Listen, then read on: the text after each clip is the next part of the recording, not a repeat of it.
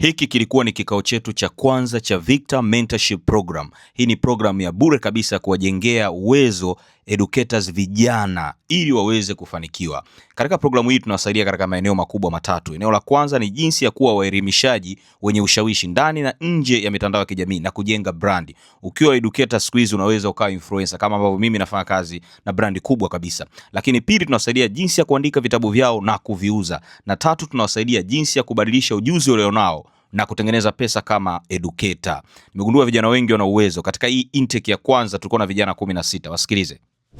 Kama kila mwaka unaweka lengo na halitimii, basi huenda haujui siri hii ambayo watu wengi wanaotimiza malengo yao wanayo. Na katika hii siri kuna vitu vikubwa vitatu vya msingi sana. Na jambo la tatu ni jambo la muhimu zaidi, kwa baki mpaka mwisho katika hii darasa hapa. Jambo la kwanza ni burning desire. Kama una lengo afu hauna burning desire ama msukumo wa ndani, hilo lengo haliwezi kutimia, kwa sababu burning desire ni kama sababu ya kutimiza hilo lengo. Pia tulikuwa na Agnes Minja, yeye alitufundisha jinsi ya kutambua kusudi la maisha yako. Tumsikie. Ninaongelea kitu kinaitwa kusudi. Kwa nini Mungu amekuleta hapa duniani? Lazima ujiulize hilo swali. Mungu amewaumba hawa watu wote, akasema hapa bila Frank kuna kitu hakitakamilika. Nimesoma kitabu kimoja kinaitwa In Charge Finding Leadership in You by Dr. Myles Munroe, akasema kitu cha nguvu sana.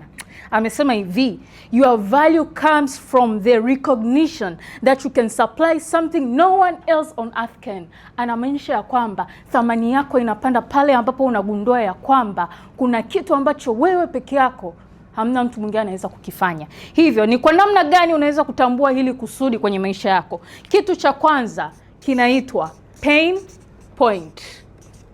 Ninamaanisha nini ninaposema pain point? Ninamaanisha ya kwamba kuna kitu ambacho kinakuumiza. Kwa watu wengine kinaonekana cha kawaida, lakini kwako kinakuumiza. Ukiangalia kwenye Biblia katika kitabu cha Kutoka mlango wa 2 mstari wa 11 hadi wa 12, utaona kwamba Musa alienda kumpiga Misri kwa sababu amemwona Mwebrania akiwa anaonewa. Na hapo ndipo Mungu akamuita katika kusudi lake. Hivyo wewe ni kitu gani ambacho kinakuumiza? Unasema ningekuwa na uwezo ningefanya kitu kwa ajili ya hichi kitu. Kwa sababu jambo lolote ambalo linakusumbua, linakunyima usingizi, wewe ndio umeumbwa kulirekebisha.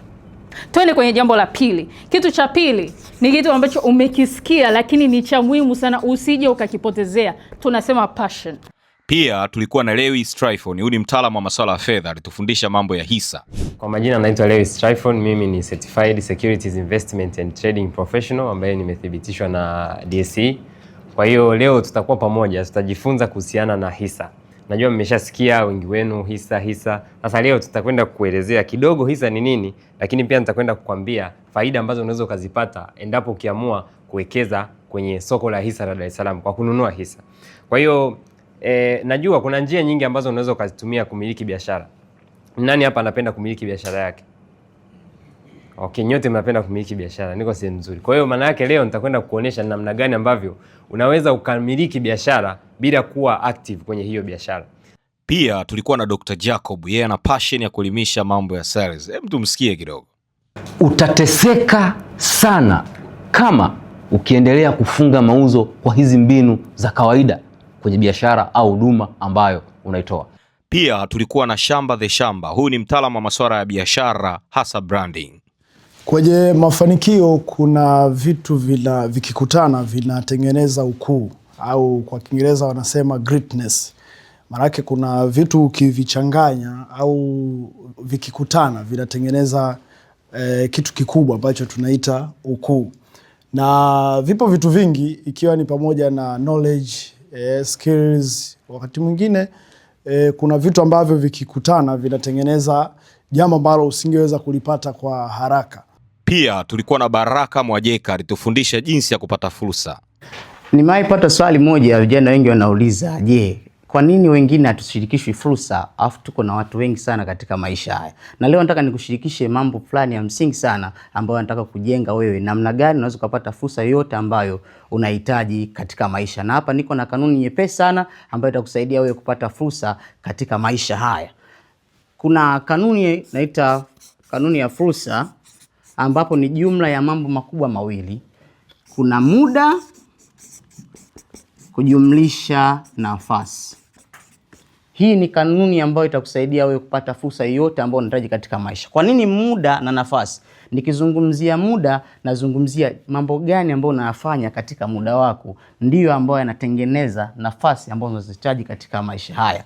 Kwa maana kwamba ndani ya muda tuna kanuni inaitwa kanuni ya kupanda na kuvuna. Kila ambacho unakiwekeza kwenye muda ndicho kinachotengeneza nafasi fulani katika maisha yako. Sasa katika nafasi hapa ndio nafasi ya wewe kuonesha kile ambacho uko nacho, uwezo ambao uko nao ambao umeubeba ndani mwako. Hauwezi kuonesha uwezo kama haujawekeza kwenye uwezo wako. Mwingine ni Stanislaus Wamara. Kama kila ukipata pesa zinapotea, basi msikilize kwa makini. Kila siku unapoteza hela zako. Kila siku hela inaingia mfukoni inapotea. Unapata hela inapotea. Sababu ni moja, kuna kanuni ambayo umeikosea. Kuna kanuni ambayo hujaitumia. Leo nataka nikufundishe kanuni hiyo kwa undani. Na ukishaielewa, hela yako kila siku itakuwa inatumika vizuri. Kila kiasi unachokipata, unajua kimeenda wapi, kimetumikaje.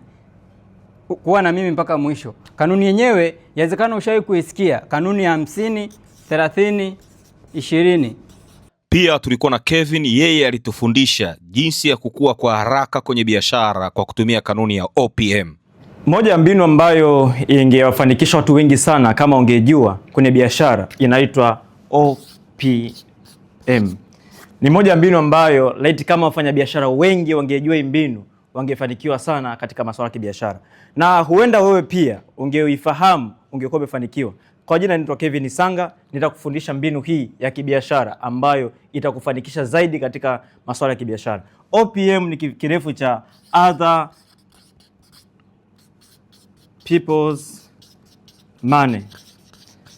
Yaani ni mbinu ya kutumia fedha za watu wengine kuweza kutumia katika kuwekeza, katika biashara na katika uwekezaji mbalimbali. Pia tulikuwa na Gelvas, yeye alitufundisha ujuzi muhimu wa kuwa nao ili ufanikiwe kwenye biashara. Kama kuna ujuzi muhimu kwa kila mfanyabiashara ambao anatakiwa kuujenga, basi ni ujuzi ambao ninakwenda kukushirikisha siku ya leo. Ni ujuzi ambao unaweza kutofautisha mtu ambaye amefanikiwa kwenye biashara na ambaye hajafanikiwa. Sio hao tu bwana, tulikuwa na wataalamu wengine mbalimbali kama bwana huyu anaitwa Rigamba, ni certified financial educator, alitufundisha mafanikio yanaanzia kichwani.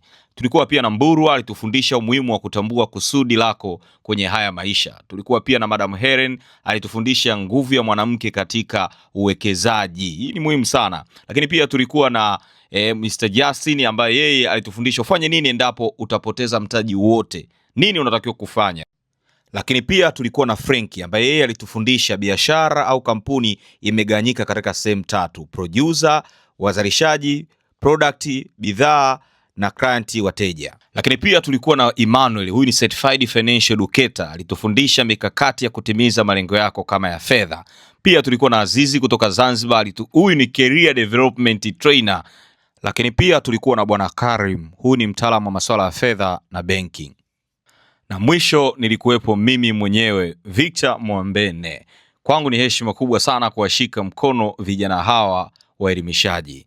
To whom much is given, much shall be required. Asante sana. Kama wewe ni educator unahitaji mentorship, karibu sana, itakuwa heshima kukusaidia.